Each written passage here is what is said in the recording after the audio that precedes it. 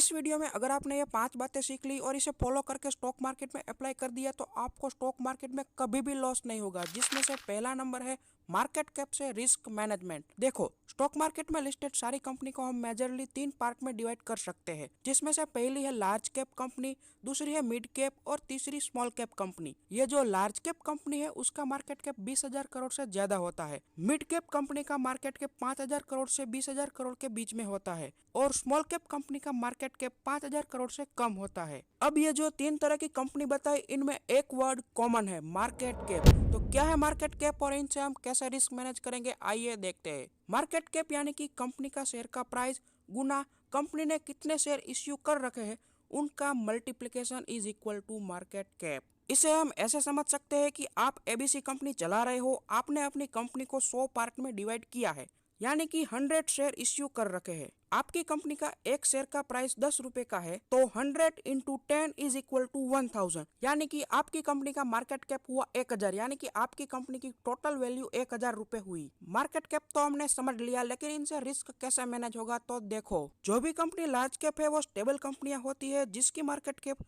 20,000 करोड़ से ज्यादा होती है। अगर हम लार्ज कैप कंपनी में इन्वेस्ट करेंगे तो हमें स्मॉल कैप कंपनी से कम रिस्क होगा। अगर आप स्टॉक मार्केट में नए हो या फिर ज्यादा रिस्क नहीं लेना चाहते तो आपके लिए लार्ज कैप कंपनी बेहतर है। लेकिन आप थोड़ा ज्यादा रिस्क ले सकते हो और थोड़ा ज्यादा रिटर्न कमाना चाहते हो तो आपके लिए मिड कैप कंपनी में इन्वेस्ट करना बेहतर रहेगा। और अगर आपको स्टॉक मार्केट में 3 से 4 साल हो गए हैं, आपके पास लार्ज कैप कंपनी का ठीक ठाक पोर्टफोलियो है, तो आप स्मॉल कैप की तरफ जा सकते हो। वहां पर आपको लार्ज कैप और मिड कैप से ज्यादा रिटर्न मिलेगा। लेकिन कितना रिटर्न मिलेगा, इसके लिए आता है नंबर 2, रिस्क के साथ रिटर्न मैनेजमेंट। हमने बात की स्मॉल कैप कंपनी में ज्यादा रिटर्न मिलता है as compared to large and mid cap कंपनियां, लेकिन कितना? अगर आपने बेस्ट फंडामेंटल को देखकर इन्वेस्ट किया है तो आपको आराम से 22 से 25% सालाना सीएजीआर रिटर्न मिल जाएगा। लेकिन जैसे मैंने कहा कि वहां पर रिस्क भी ज्यादा होता है, रिस्क वर्सेस रिटर्न रिवॉर्ड ज्यादा होता है, क्योंकि छोटी कंपनी होती है, इसमें वॉलेटिलिटी ज्यादा होती है। लेकिन आप थोड़ा सेफ रहना चाहते हो तो आपके लिए मिड कैप कंपनी बेहतर है,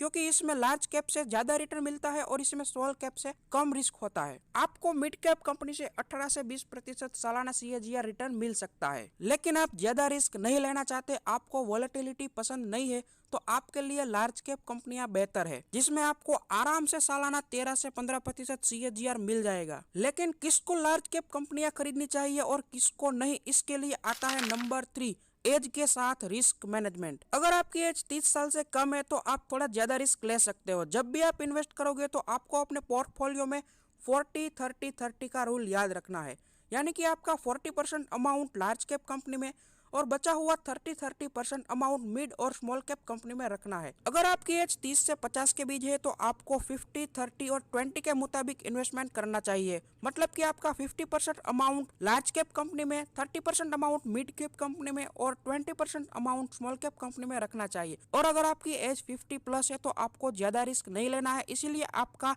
60% अमाउंट लार्ज कैप कंपनी में, 30% अमाउंट मिड और 10% अमाउंट स्मॉल कैप कंपनी में एलोकेशन रखना चाहिए। इनसे आपको कम रिस्क होगा। लेकिन अगर आप जॉब करते हो या फिर बिजनेस करते हो, इनके लिए इन्वेस्टमेंट स्ट्रेटेजी कैसी होनी चाहिए, इसके लिए आता है number 4, profession wise risk management, जिसमें हम सबको 3 कैटेगरी में बांट सकते हैं। पहला है स्टूडेंट या फिर इंडिविजुअल पर्सन, दूसरा है जॉब या फिर प्रोफेशनल्स और तीसरा है बिजनेस पर्सन। जो भी लोग पहली कैटेगरी में आते हैं उसे सबसे पहले स्टॉक मार्केट के बारे में सीखने पर फोकस करना है। आपका मेन गोल लर्निंग होना चाहिए, अर्निंग नहीं। आप हमारे स्टॉक ऑन चैनल को सब्सक्राइब कर सकते हैं, यहाँ पर आपको इन्वेस्टमेंट और स्टॉक मार्केट के रिलेटेड सारी इन्फॉर्मेशन मिलेगी। अब दूसरी और तीसरी कैटेगरी है जॉब और बिजनेस। इनको हम 2 पार्ट में बांटेंगे। पहला है 1 लाख से कम इनकम और दूसरा है 1 लाख से ज्यादा इनकम। तो अगर आपकी मंथली इनकम 1 लाख से कम है तो आपका 50% नीड पर, 30% अदर एक्सपेंसेस पर और कम से कम 20% तो इन्वेस्टमेंट करना ही चाहिए। लेकिन आपकी मंथली इनकम 1 लाख से ज्यादा है तो आपका 40% नीड पर,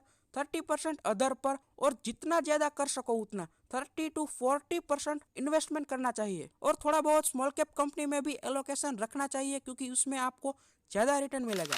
अब आता है 5वां रिस्क मैनेजमेंट फॉर्मूला, जो है 4L और 1F फॉर्मूला। ये जो 1F फॉर्मूला है वो बहुत ही ज्यादा इंपॉर्टेंट है। इसे जाने बिना तो आपको शेयर को खरीदना ही नहीं है। लेकिन इनसे पहले आता है 4L फॉर्मूला, यानी कि no loan, only long term, more learning and learn for your mistakes. No loan यानी कि कभी भी आपको स्टॉक मार्केट में लोन लेके इन्वेस्ट नहीं करना है, इनसे आप बहुत ही बड़ी मुसीबत में फंस सकते हो। दूसरा है ओनली लॉन्ग टर्म, यानी कि आपको कम से कम 5 से 7 साल का लॉन्ग टर्म प्लान लेके चलना है, क्योंकि शॉर्ट टर्म में मार्केट में वॉलेटिलिटी ज्यादा होती है, आपका इन्वेस्टमेंट का कोई भरोसा नहीं होता है, लेकिन लॉन्ग टर्म में हमेशा मार्केट ऊपर ही जाता है, इसीलिए लॉन्ग टर्म का विजन लेके चलना है। तीसरा एल है लर्निंग, आपको स्टॉक मार्केट में हमेशा सीखते रहना है, जितना हो सके उतना आपको लर्निंग में फोकस रखना है। चौथा है आपको अपनी गलती से सीखना है। अगर आपने कभी भी इन्वेस्टमेंट में या फिर ट्रेडिंग में कहीं पर गलती की है तो आपको अपनी गलती दोबारा दोहरानी नहीं है, आपको अपनी गलती से सीख लेनी है। आखिरी है 1F फॉर्मूला, एफ यानी कि फंडामेंटल्स। आप जब भी स्टॉक में इन्वेस्ट करोगे तो आपको फंडामेंटल एनालिसिस जरूर करना है। अगर फंडामेंटल एनालिसिस कैसे करते हैं वो सीखना है तो यहाँ पर रेड बैकग्राउंड पर आने वाले वीडियो पर क्लिक करो, जिसमें मैंने 10 शेयर के नाम भी बताया जिसमें आप इन्वेस्ट कर सकते हो। और अगर ये जानना है कि 1 साल पहले ही कैसे पता करें